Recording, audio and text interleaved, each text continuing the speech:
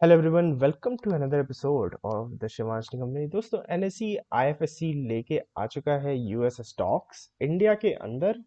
अम, कुछ पॉइंट्स हैं यहाँ पे अच्छे, कुछ पॉइंट्स बुरे हैं। बात करते हैं सारे पॉइंट्स की। फाइनल डिसीजन आपका रहेगा।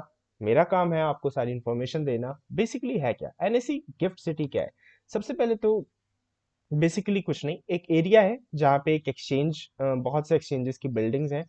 यहाँ पे एसजीएक्स जो है वो भी यहीं पर स्थित है।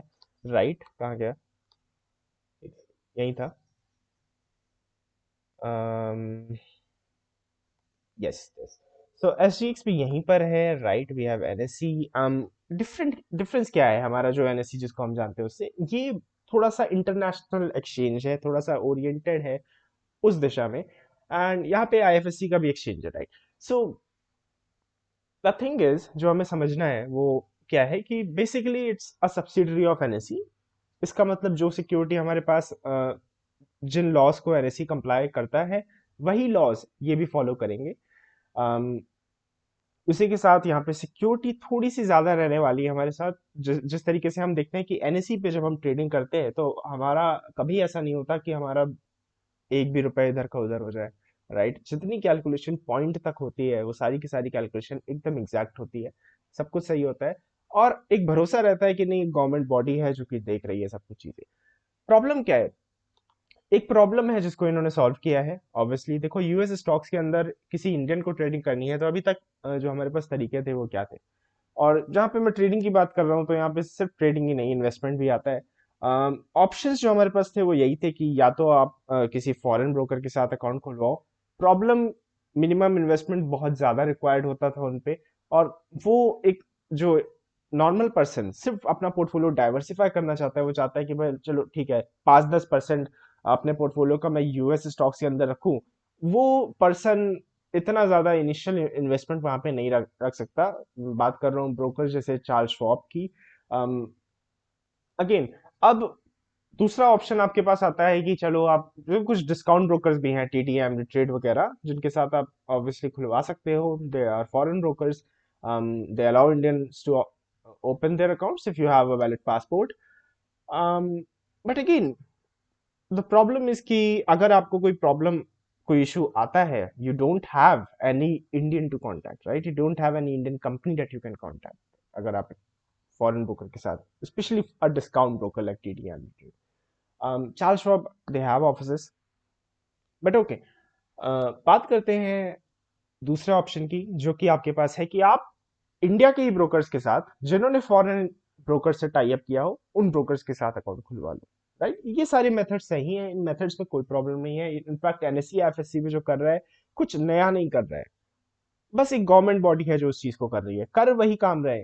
राइट, कर वही काम रहे, थोड़ा सा चेंज है, डिस्कस करते हैं। देखो, ये जो ट्रेडिशनल इन्वेस्टिंग राउट था, अच्छा कुछ स्मार्ट एप्स भी अभी आ गई हैं जो कि शायद सबसे बेस्ट ऑप्शन है आज की डेट में। आईएनडी मनी, वेस्टेड, इस टाइप की ऐप्स है जिन्होंने रेमिटेंस की जो प्रॉब्लम थी, राइट, कि जब आप आईएनआर को डॉलर्स में कन्वर्ट करते हो, चार्जेस आर ह्यूज। उन चार्जेस को बहुत मिनिमाइज कर दिया है, बहुत ही ज्यादा मिनिमल चार्जेस हो गए हैं, लगभग ना के बराबरी चार्जेस हैं। तो वो सारी चीजें ठीक है।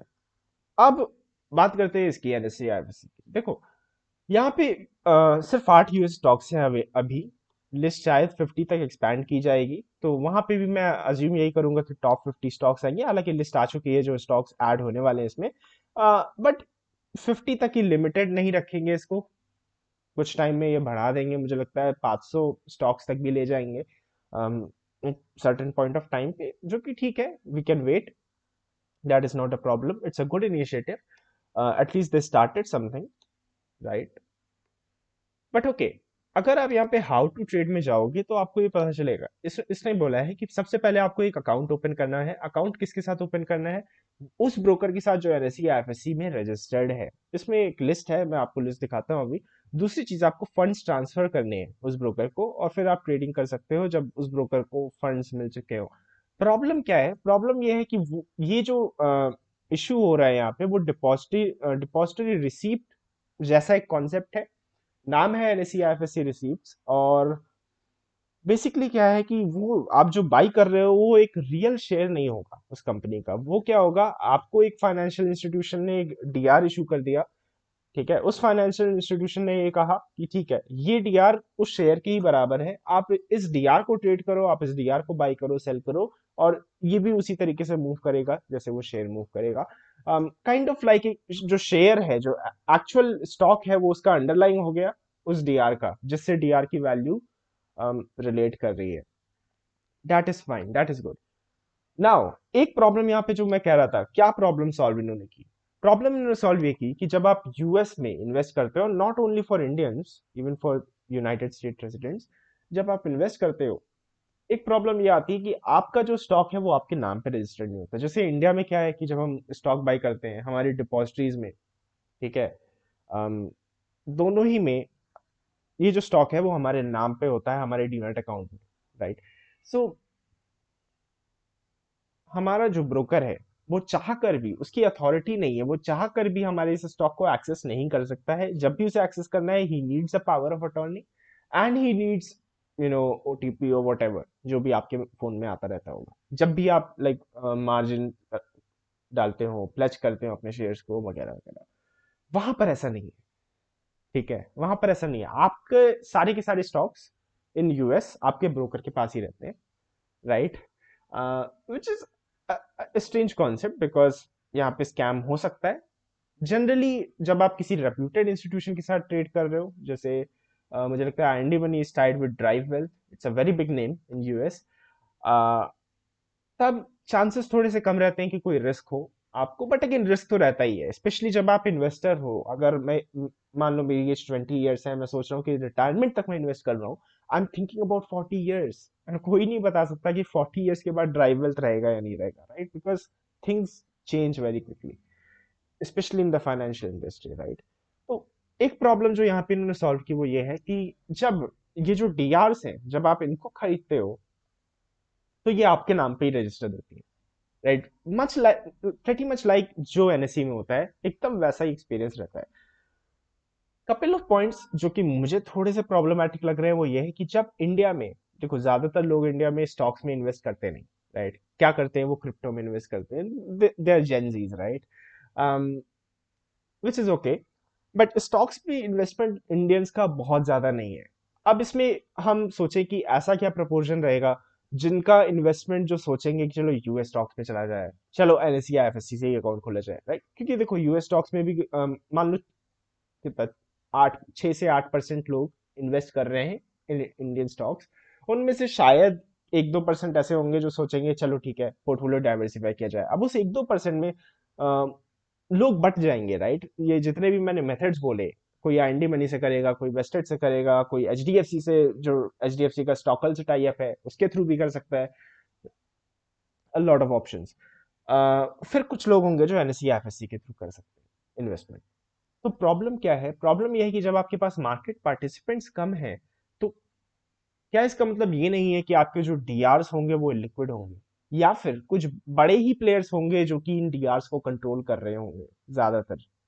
Like I'm talking about things operators do in stock market. I'm talking about those kind of things. Um, pretty much हाँ बिल्कुल, obviously वो एक बड़े लेवल पे नहीं होगा, and if you are investing then वो जो डीआर है वो ऑब्वियसली उस प्राइस को करस्पॉन्ड करेगा ही जो वो शेयर का प्राइस है। But I was just talking about trading, right. I mean हम देख रहे हैं फ्री ट्रेड्स हो रहे हैं एनएससी में, तो यहाँ पे तो और आसान है बिकॉज वॉल्यूम ही कम रहेगी डीआरस के अंदर। सो दिस इज ओके, इलिक्विडिटी एक रिस्क है, राइट, जो कि यहाँ पे एक मेजर रिस्क हो सकता है।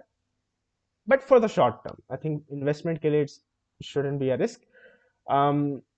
एंड द फैक्ट कि वो जो डीआर है वो आपके नाम पे रजिस्टर होने वाला है is a huge point, because now you can feel safe. मैं आईएनडी मनी के साथ जब इन्वेस्ट करता हूँ, मैं सेफ फील नहीं करता हूँ, क्योंकि मुझे ये पता है, ठीक है, नो डाउट एसबीआई मतलब मेरा इंश्योरेंस है, राइट। आई मीन $500,000 का इंश्योरेंस होता है हर डीमैट अकाउंट का। बट कितना मुश्किल होगा उसे क्लेम करना, आई डोंट नो, राइट। यहाँ पर आई हैव अ सोल्यूशन कि मुझे ये सब नहीं सोचना, my funds are safe, my DRs are safe at least, even though I am not a shareholder, but someone is right. Someone is the person who is issuing a DR to me has to be a holder, right? So that is good, I think. कुछ time लगेगा, देखो, थोड़ा थोड़ा सा नया concept है, right? अभी 8 stocks हैं, कुछ टाइम लगेगा। सारे ब्रोकर्स जो, स्पेशली जो इंडिया में थोड़े से रिनोन ब्रोकर्स हैं, उनमें से बहुत ही कम है इस लिस्ट के अंदर, पर देखते हैं। देखो, इनमें से जिन ब्रोकर्स को मैं जानता हूँ, प्रेटी मच एडलवाइस का शायद एक नाम मुझे यहाँ पे दिखा था। यस, एडलवाइस सिक्योरिटीज, एक नाम मुझे ये दिखा था, but again I won't really use Edelweiss, just a personal thing. It's a good broker. Just personally, I'm not interested. Right? Motilal Oswal, again a name. I think it's a full service broker, so I'm not interested. यहाँ पे मुझे कोई ऐसा, H D F C bank भी है, right? पर मुझे कोई ऐसा बड़ा डिस्काउंट ब्रोकर नहीं दिखा, राइट? जेरोडा, अपस्टॉक्स, जो कि थोड़े से फेमस हैं, ज्यादातर लोग यूज करते हैं, मैं यूज करता हूँ। वो नाम मुझे दिखे नहीं। तो जेरोडा ने कहा है कि हाँ, कुछ महीने लगेंगे, रजिस्ट्रेशन प्रोसेस चल रहा है उसका, and that is fine. But जब ये आ जाएगा डिस्काउंट ब्रोकर्स में, I think that would be the point जहां पे एक बड़ा गेम चेंजर होने वाला है। अभी के सिनेरियो में जहां पे हमारे पास डीआरस कम है, प्लस ब्रोकर्स जो रजिस्टर्ड हैं उनके भी ऑप्शंस कम हैं, और ज्यादातर ब्रोकर्स ऐसे हैं जिनके नाम मैंने इस लिस्ट से पहले कहीं देखे नहीं, आई will be out from this. But I think NSE FSC is something you have to keep at the back of your mind. Okay, जैसे ही डिस्काउंट ब्रोकर्स इसके अंदर आते हैं, I will be interested, because see, eventually जब आप ये सोच रहे हो, देखो, आईएनडी मनी और वेस्टेड के थ्रू भी अगर कोई कर रहा है, मुझे लगता है मैक्सिमम लोग एक इन्वेस्टमेंट के तौर पे उसको ले रहे होंगे, and I think security and safety एक बहुत बड़ा पॉइंट हो जाता है वहां पे। क्योंकि जब आप एक लंबे टर्म का सोचते हो, देखो, आप एक शॉर्ट टर्म का सोच रहे हो, डजेंट मैटर, आप किसी भी ब्रोकर के साथ कर लो, डजेंट मैटर, राइट? जब आप एक लॉन्ग टर्म का सोच रहे हो, तो आपको ये सोचना पड़ता है कि कौन सी ऐसी कंपनीज है जो टिक पाएंगी, क्या जिन फाइनेंशियल इंस्टीट्यूशन के साथ आप हो वो रहेंगी वहां तक। So this is also a major issue. I think जो प्रॉब्लम इन्होंने सॉल्व की है, बहुत बड़ी प्रॉब्लम है। सिर्फ एक ही प्रॉब्लम है जो होनी चाहिए, but again, the first issue is liquidity, and the second issue is that ये जो डीआरस हैं, ये भी डॉलर्स में इशू होंगी, जो कि बहुत खराब बात है, मुझे लगता है ऐसा।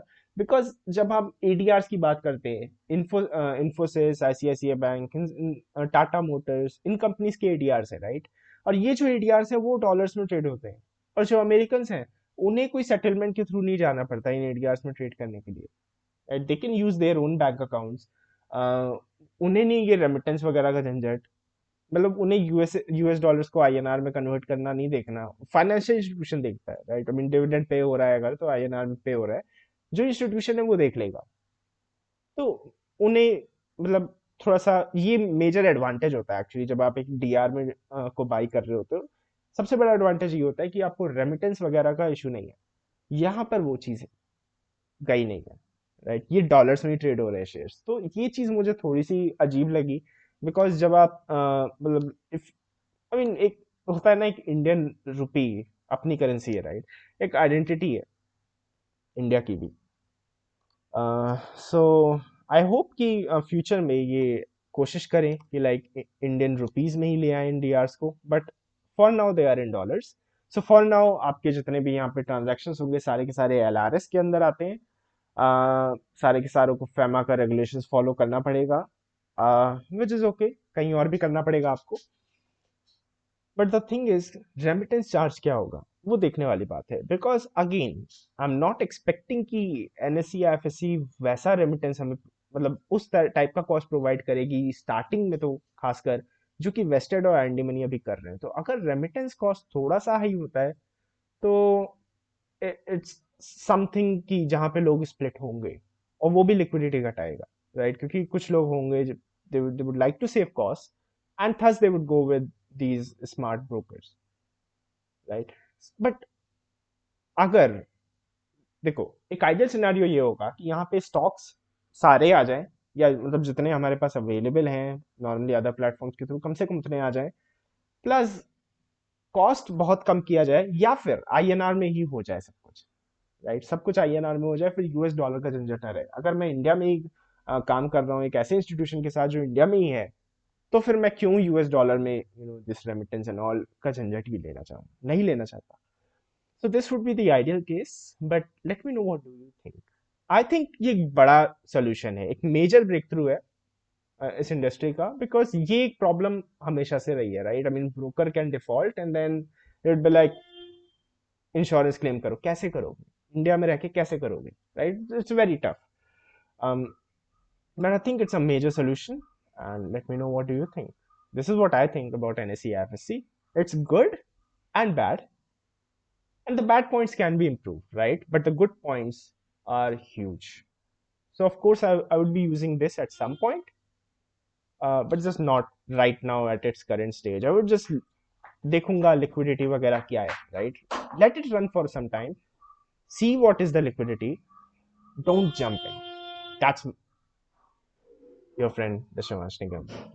That's your friend from Dashamash Nigam signing off for now.